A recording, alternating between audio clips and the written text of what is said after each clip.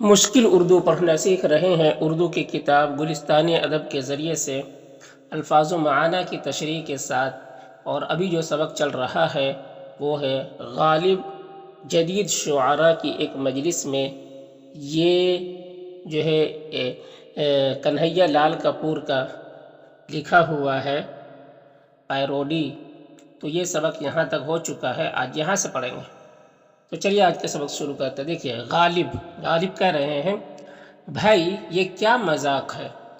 نظم پڑھیے مشاعرے میں نثر کا کیا کام۔ بھائی یہ کیا مذاق ہے، نظم پڑھیے مشاعرے میں نثر کا کیا کام۔ یعنی مشاعرہ ہے، مشاعرہ چل رہا تو نثر پڑھیے، یہ نثر کیوں سنا رہے ہیں۔ یعنی ان کو نثر انہوں نے کہا، جو نظم کے علاوہ جو الفاظ ہوتے ہیں اس کو نثر کہتے ہیں۔ تو ڈاکٹر خالص جھنجھلا کر انہوں نے کہا، تو آپ کے خیال میں یہ نثر ہے، تو آپ کے خیال میں یہ نثر ہے، یہ ہے آپ کی سخن فہمی کا عالم، یہ ہے آپ کی سخن فہمی کا عالم۔ سخن کہتے ہیں بات کو، سخن فہمی یعنی بات کو سمجھنے کا عالم، فہمی مطلب سمجھنا۔ اور فرمایا تھا آپ نے ہم سخن فہم ہیں غالب کے طرفدار نہیں۔ ہم سخن فہم ہیں یعنی بات کو سمجھنے والے ہیں، غالب کے طرفدار نہیں، غالب کے طرفداری کرنے والے نہیں۔ غالب کہتے ہیں، میری سمجھ میں تو نہیں آیا کہ کس قسم کی نظم ہے، نہ ترنم نہ قافیہ نہ ردیف۔ میری سمجھ میں تو نہیں آیا کہ کس قسم کی نظم ہے، نہ ترنم، نہ کوئی ترنم کے ساتھ آپ نے پڑھا، نہ قافیہ نہ ردیف۔ یہ قافیہ اور ردیف یہ شعر و شاعری کے وزن ہے،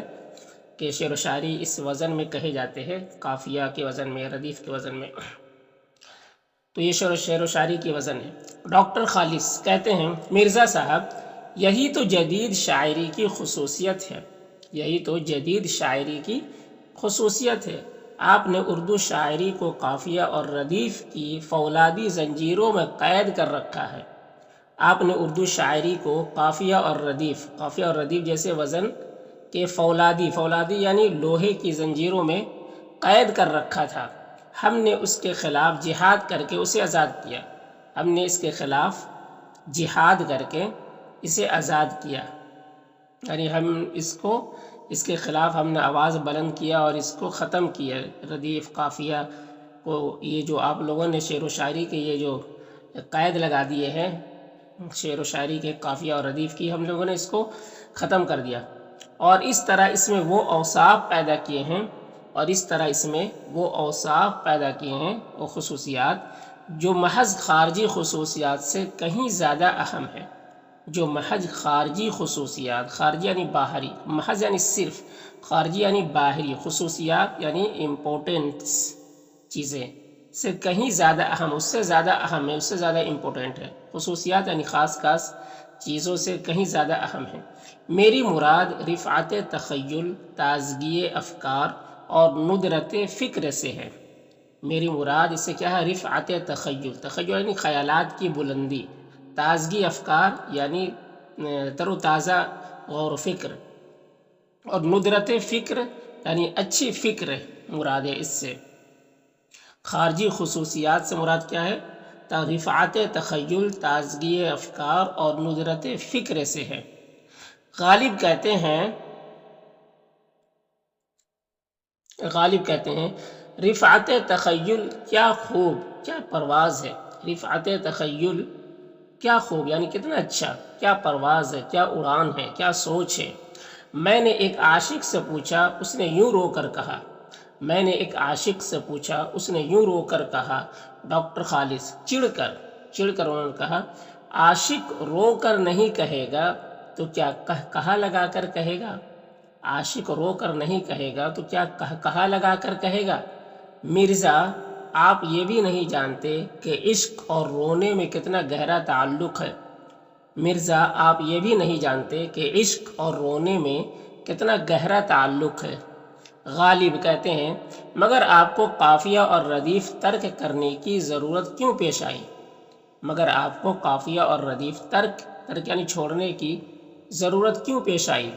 رفیق احمد خوگر کہتے ہیں اس کی وجہ مغربی شعراء کا تتبع نہیں بلکہ ہماری طبیعت کا فطری میلان ہے۔ اس کی وجہ مغربی شعراء کا تتبع نہیں، تتبع یعنی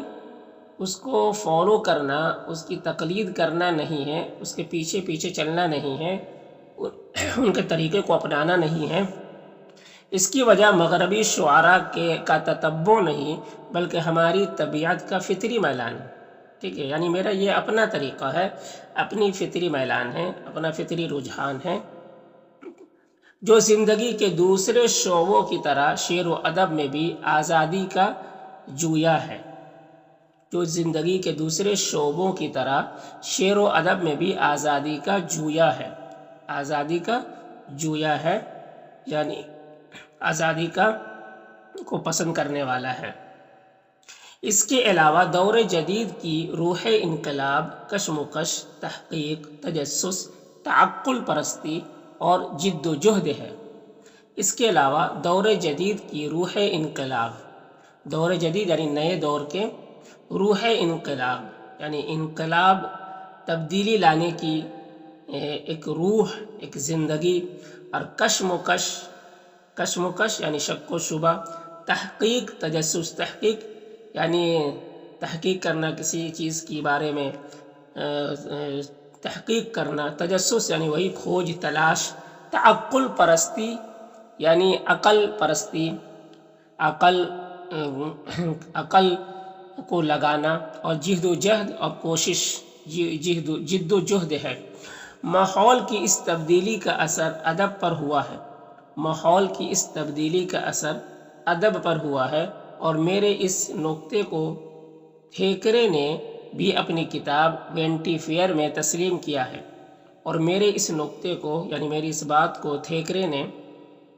یہ نام ہے کہ انہوں نے بھی اپنی کتاب وینٹی فیئر میں تسلیم کیا ہے، یعنی اس کو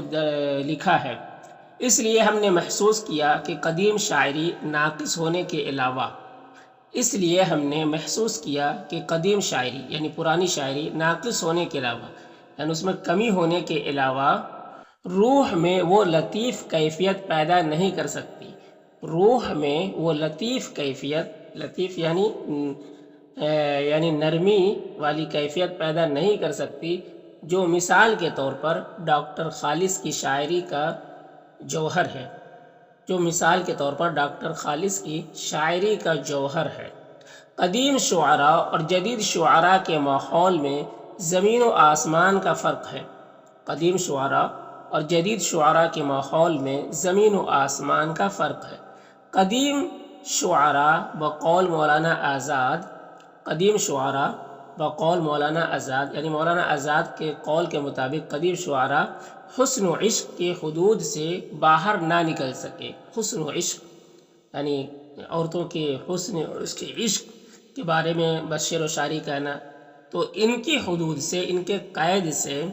ان لکیروں سے کے حدود سے باہر نہ نکل سکے، اور ہم جن میدانوں میں گھوڑے دوڑا رہے ہیں، اور ہم جن میدانوں میں گھوڑے دوڑا رہے ہیں، نہ ان کی وسعت کا کوئی انتہا ہے، نہ ان کی وسعت کا کوئی انتہا ہے، وسعت یعنی چوڑائی کی کوئی انتہا ہے، یعنی کوئی سرا آخری حد ہے، اور نہ ان کے عجائب و لطائف کا شمار، اور نہ ان کے عجائب و لطائف کا شمار، اور ان کے یعنی اس میں اور ان کے جو عجیب و غریب چیزیں اور باریک بینی اتنی زیادہ ہے کہ اس کو کوئی شمار نہیں کر سکتا، کوئی گن نہیں سکتا۔ کہہ رہے غالب کہہ رہے کہ میں آپ کا مطلب نہیں سمجھا، میں آپ کا مطلب نہیں سمجھا، غالب کہہ رہے ہیں کہ میں آپ کا مطلب نہیں سمجھا۔ میم نون ارشد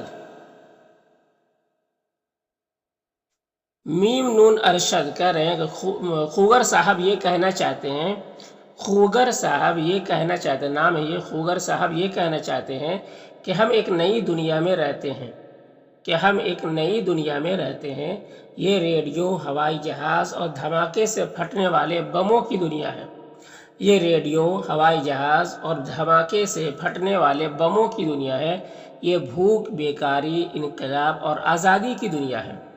یہ بھوک، بیکاری، انقلاب اور آزادی کی دنیا ہے۔ اس دنیا میں رہ کر ہم اپنا وقت حسن و عشق گل و بلبل، شیریں و فرہاد کے افسانوں میں ضائع نہیں کر سکتے۔ اس دنیا میں رہ کر ہم اپنا وقت حسن و عشق، یعنی حسن و عشق کے بارے میں شعر و شاعری کہنا، گل و بلبل، گل پھول کو کہتے ہیں اور بلبل چڑیا ہے، گل و بلبل یعنی خوبصورتی کے بارے میں، اور شیریں و فرہاد، شیریں و فرہاد یہ عشقیہ افسانے ہیں اردو ادب اور فارسی کے اردو ادب، یہ عشقیہ افسانے ہیں جن کے عشق کے جو افسانے ہیں بہت فیمس ہے، بہت مشہور ہے شیریں و فرہاد کا۔ یہ فرہاد جو ہے یہ ایک پتھر کاٹنے والا شخص، مزدور شخص تھا، اور شیریں یہ شہزادی بادشاہ کی بیٹی تھی، تو فرہاد کو یہ شیریں سے جو ہے عشق ہو گیا، تو بادشاہ نے کہا کہ میں شیریں سے تمہارا نکاح اس وقت کرا سکتا ہوں جب تم جو ہے پہاڑوں کو کاٹ کر دودھ کی نہریں جاری کر دو، دودھ کی نہریں نکال دو۔ تو اس فرہاد نے شیریں کی محبت میں اس ناممکن کام کو بھی ممکن کر دیا، اور اس نے اس نہر کو جاری کر دیا۔ لیکن جب نہر جاری کیا تو کسی نے شیریں سے کہا کہ فرہاد جو ہے وہ مر گیا، نہیں، فرہاد کو کسی نے کہا کہ شیریں مر گیا، تو فرہاد مارے افسوس کے اس نے کلہاڑی سے اپنے گردن کاٹ لیا۔ تو یہ جو عشق و محبت کی جو کہانی داستان ہے، اس کے افسانے میں ضائع نہیں کر سکتے۔ یہ کہہ رہے ہیں کہ اس دنیا میں رہ کر ہم اپنا وقت حسن و عشق، گل و بلبل، شیریں و فرہاد کے افسانوں میں ضائع نہیں کر سکتے۔ شاعری کے لیے اور بھی موضوع سخن ہے، شاعری کے لیے اور بھی موضوع سخن ہے، یعنی باتوں کے موضوع ہیں، بات کرنے کے بہت سارے موضوع ہیں، بہت سارا ٹاپک ہے۔ جیسا کہ ہمارے ایک شاعر نے کہا ہے، آج تک سرخ و سیاہ صدیوں کے سائے کے تلے، آج تک سرخ و سیاہ، سرخ لال کو کہتے ہیں، سیاہ کالا کو، تو لال اور کالا یعنی خوبصورتی اور بدصورتی، ٹھیک ہے، آج تک یعنی امیری اور غریبی، آج تک سرخ و سیاہ صدیوں کے سائے کے تلے، آدم و حوا کی اولاد پر کیا گزری ہے۔ آدم و حوا، آدم اور حوا، حوا آدم کی بیوی ہے، تو آدم و حوا کی اولاد پر کیا گزری ہے۔ موت اور زیست کی روزانہ صف آرائی میں، موت اور زیست کہتے زندگی کو، موت کو، تو موت اور زیست کی روزانہ صف آرائی میں، یعنی اس دنیا میں موت اور زندگی کے روزانہ یہ آدمی مر رہا ہے اور زندہ ہو رہا ہے، پیدا ہو رہا ہے، تو اس میدان میں کہ روزانہ کی صف آرائی میں، یعنی اس دنیا میں ہم پہ کیا گزرے گی، اجداد پہ کیا گزری ہے، ہم پہ کیا گزرے گی، اجداد پہ کیا گزری گی، اجداد یعنی دادا پردادا پہ کے زمانے پہ ان لوگوں پہ کیا گزری ہے۔ یہ حسین کھیت پھٹا پڑتا ہے جوبن جن کا، یہ حسین کھیت پھٹا پڑتا ہے جوبن جن کا،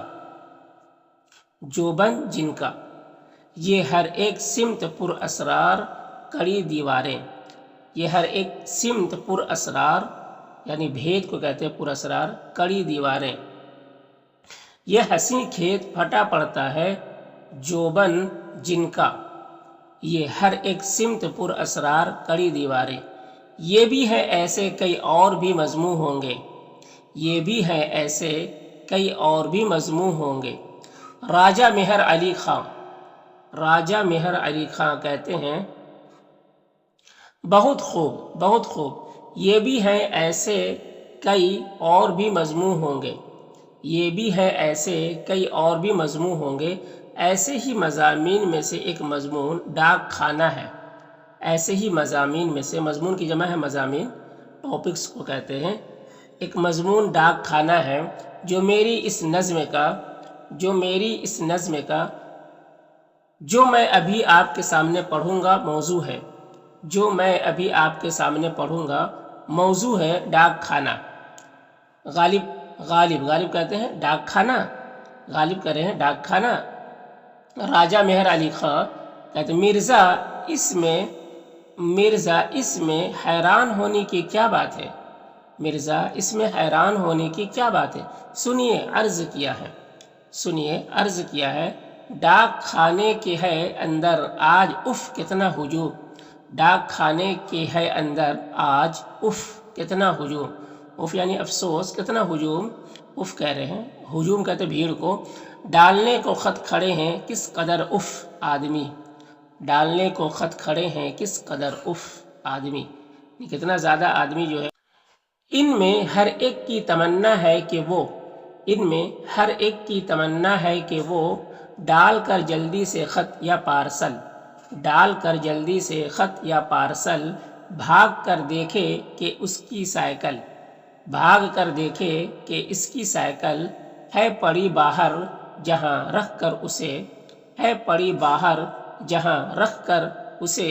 ڈاک خانہ میں ابھی آیا تھا وہ خط ڈالنے، ڈاک خانہ میں ابھی آیا تھا وہ خط ڈالنے، جا رہے ہیں خط چہار اطراف کو، جا رہے ہیں خط چہار اطراف کو، چہار اطراف یعنی ہر جگہ، بمبئی کو، مصر کو، لندن کو، کوہ قاف کو، بمبئی کو، مصر کو، لندن کو، کوہ قاف کو۔ دیکھنا آئی ہے ایک عورت لفافہ ڈالنے، دیکھنا آئی ہے ایک عورت لفافہ ڈالنے، کون کہتا ہے کہ ایک عورت ہے یہ، کون کہتا ہے کہ ایک عورت ہے یہ تو لڑکا ہے کسی کالج کا کہ، یہ تو لڑکا ہے کسی کالج کا کہ، جس کے بال خد و خال اس قدر ملتے ہیں عورت سے کہ ہم، جس کے بال خد و خال، خد و خال یعنی چہرہ مہرہ، اس قدر ملتے ہیں عورت سے کہ ہم اس کو عورت کا سمجھتے ہیں بدل، اس کو عورت کا سمجھتے ہیں بدل، اف ہماری لغزشیں، اف ہماری لغزشیں، ہے مگر کس شخص کا یہ سب قصور، ہے مگر کس شخص کا یہ سب قصور، غلطی، کیا نظر میری نہیں کرتی ہے کام، کیا نظر میری نہیں کرتی ہے کام، جھٹ پٹا سا ہو گیا ہے شام کا،